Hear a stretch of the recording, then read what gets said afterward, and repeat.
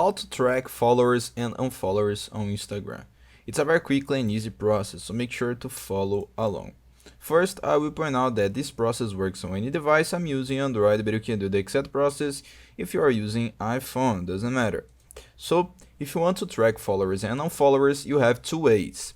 I recommend you to make the first way because it is more safe for you and your Instagram account, okay? So the first way is just to come on your profile and check right here on your followers and following, okay?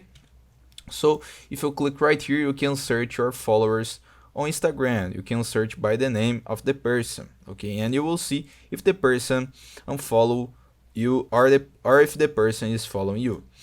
The other way is to download an app to make this, okay? But I do not recommend you to make this process because these apps can result in a block in your account, okay? If you use these apps, you can have your account blocked.